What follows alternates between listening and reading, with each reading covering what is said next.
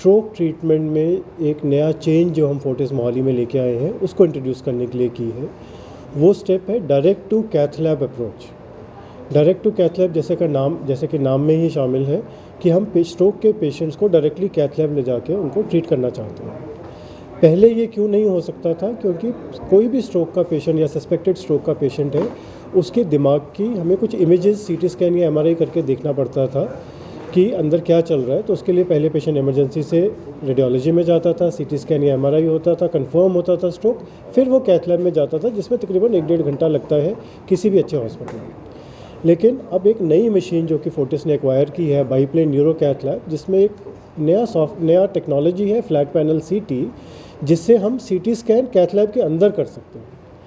इस revolutionary treatment जो technique है उसकी मदद से अब हम पेशेंट को एक बार सस्पेक्टेड स्ट्रोक है डायरेक्टली कैथ लैब लेके जाते हैं, वहाँ पे सीटी स्कैन करके कंफर्म करते हैं कि सीटी स्ट्रोक है, नस कौन सी ब्लॉक है, और अगर नस ऐसी ब्लॉक है जिसे खोलने की ज़रूरत है तो इमीडिएटली पेशेंट को कन्वर्ट कर हम पेशेंट के दिमाग की जो नस ब्लॉक है उसको खोल सकते हैं।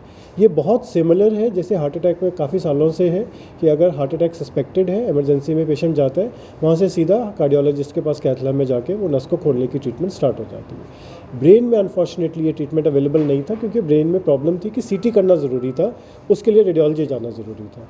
But with this new technology of neuro biplane cath lab with flat panel CT, अब हम सीटी स्कैन कैथ लैब में कर सकते हैं, डिसीजन ले सकते हैं और ट्रीट कर सकते हैं।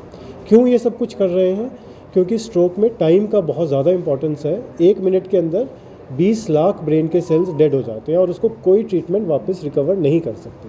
तो we want to save time, and with this direct to cath lab approach we are able to save almost 45 to 60 minutes, which means millions of brain cells can be saved अगर हम इस approach को follow करते हैं। Doctor साहब, अभी तक आंकड़ों की बात करें, कितने की जो है ये जो आपको ब्रेन जो बताने की जो है, कितने की अभी तक पेशेंट जो आपके पास आ चुके हैं? सो ब्रेन स्ट्रोक बहुत कॉमन है। वर्ल्ड हेल्थ ऑर्गेनाइजेशन कहती है कि 4 में से 1% को स्ट्रोक होने का रिस्क है, 25%। फोर्टिस मोहाली बहुत ज़्यादा बिजी है स्ट्रोक के पेशेंट्स में। इन अ मंथ हम on an average 40 to 60 stroke के पेशेंट्स देखते हैं। कोई विंडो पीरियड के अंदर आते हैं, कोई उसके बाद आते हैं, पर इतने ज़्यादा आते हैं। One of the highest volume centre for stroke is Fortis Mohali at this point of time.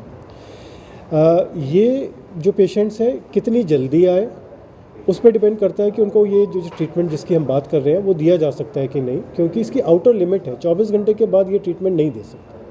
जो एक टीके का इंजेक्शन होता है उसको हम 4.5 घंटे तक दे सकते हैं। ब्रेन के अंदर जाके जो नस खोलते हैं उसको मैकेनिकल थ्रोम्बेक्टमी बोलते हैं, वो हम 24 घंटे तक दे सकते हैं।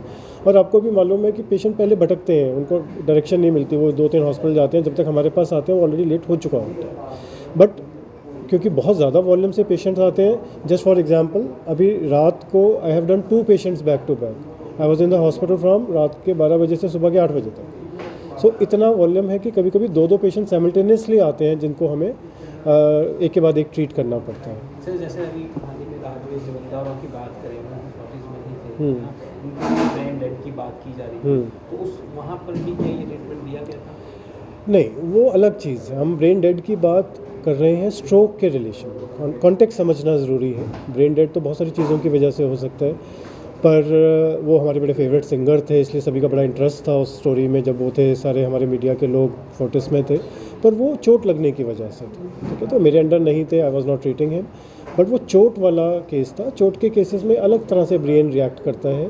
सो वो उसमें और इसमें कोई सिमिलैरिटी नहीं है। सो ऑब्वियसली ये ट्रीटमेंट का वहाँ कोई मतलब सिम्टम क्या जो आम व्यक्ति में आम आदमी को 4 सिम्टम आपके माध्यम से पेशेंट्स को याद रहे तो हमारा काम हो जाता है। फर्स्ट, ये जो एंगल है माउथ का, कॉर्नर ऑफ माउथ, ये टेढ़ा हो जाता है। अभी हमारा सीधा है, ये हंसेंगे तो ऊपर को जाएगा, ये नीचे चला जाता है, लटक जाता है, मुंह लटक जाता है। एक दूसरा, हाथ या बाजू में एकदम से अचानक से पैरालाइज होना। मैं बात कर रहा हूँ, मेरा हाथ ऐसे गिर जाए, या चल रहा हूँ, पैर जोर ना खाए और गिर जाए, पर अचानक से, suddenly with in matter of seconds और मिनट्स। तीसरा, स्पीच, मैं बोल रहा हूँ, क्लियर शब्द है, आप सुन रहे हैं, आपको समझ आ रहे हैं, स्पीच समझना बंद हो जाए या बोलने में दिक्कत आ जाए, या मैं ऐसे बोलूँ जैसे स्लरिंग हो रही है, ड्रिंक करने के बाद कुछ लोग करते हैं, स्लर्ड हो जाते हैं, वॉइस वर्ड्स मिस हो जाते हैं, तो ये 3 सिम्टम्स हैं। ये 3 मेजर सिम्टम हैं, पैरालाइज होना सडनली, स्पीच का ख़राब हो जाना या मुंह का टेढ़ा हो जाना। इसको हम याद रखते हैं फास्ट से, face, arm, speech, time, FAST। तो ये 3 मेजर लक्षण हैं जो कि 80-90% पेशेंट में हमें दिखते हैं। सर अगर कोई पहले हो चुका है, जैसे आई विजन का अगर प्रॉब्लम हो, अगर वही चीज़ रिपीट होता है नेक्स्ट टाइम अगर स्ट्रोक होने के बाद आफ्टर 4-5 ईयर्स या कुछ और हो सकता है? नहीं, स्ट्रोक दोबारा भी हो सकता है। जब दोबारा स्ट्रोक होगा तो सेम सिम्टम्स आते हैं आई विजन वाला? अब आ सकते हैं, सेम भी आ सकते हैं, डिपेंड करता है दिमाग का कौन सा हिस्सा इफेक्ट हुआ है। अगर बार बार एक ही हिस्सा इफेक्ट हो रहा है, पहली बार ट्रीटमेंट नहीं हो पाई, तो सेम सिम्टम्स भी आ सकते हैं। कौन सा पार्ट होता है जो स्पाइनल कॉर्ड से कनेक्ट करता है? हाँ जी। उससे आई विजन का जो इशू आ चुका है एक बार, क्या वही उससे मतलब सेकंड का ट्रीटमेंट कैसे होता है पेशेंट का? अगर वो क्या होता है कि स्ट्रोक क्योंकि ट्रीट होता नहीं, हमारे यहाँ बहुत सारे पेशेंट एक बार पैरालाइज हो गए या जैसे आप बता रहे हैं सिम्टम्स आ गए, खून पतला करने के लिए एस्प्रिन दे दिया और काम चल पड़ा।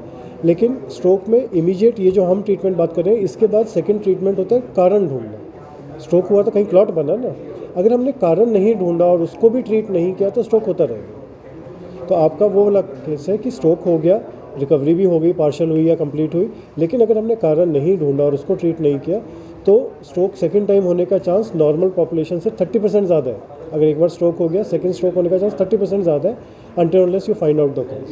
उसको ट्रीट कैसे किया जाता है? वैसे जैसे फर्स्ट टाइम स्ट्रोक होता है वैसे ट्रीटमेंट? बिल्कुल वैसे ट्रीट किया जाता है, वो फ्रेश स्ट्रोक माना जाता है और अगर उसकी सिवियरिटी इतनी है कि ट्रीटमेंट वारंट करती है तो ट्रीट किया। अगर सीनियर सिटीजन हो, अगर ऑपरेट नहीं कर सकते हो, फिर स्पाइनल कॉर्ड कौन सा काट पैरालाइज हो सकता है, ऐसा कुछ है? नहीं, इसमें अच्छी बात क्या है कि ये मिनिमली इन्वेजिव ट्रीटमेंट है। मिनिमली इन्वेजिव मतलब पेशेंट को क्या तकलीफ है, इतना सा छेद है 2 मिलीमीटर का जो यहाँ पे या यहाँ करते हैं, दैट्स इट, कोई ब्लड लॉस नहीं है। So age is immaterial. 80-85 years तक तो हम रूटीनली करते हैं। जनरली 85 ईयर्स के बाद थोड़ा सा हम सोचते हैं, बिकॉज एक लाइफ एक इतना सर्कल हो चुका है, उसके बाद पेशेंट को तकलीफ़ देना, एक्सपेंस करना, तो थोड़ा सा हम हिचकते हैं। लेकिन अगर पेशेंट प्रिजर्व्ड है, अगर फंक्शनल है पेशेंट, कई 90 साल के लोग भी गोल्फ खेलते हैं चंडीगढ़ में, तो अगर पेशेंट प्रिजर्व है, डे टू डे लाइफ कर पा रहे हैं, तो एज इज़ नो बार।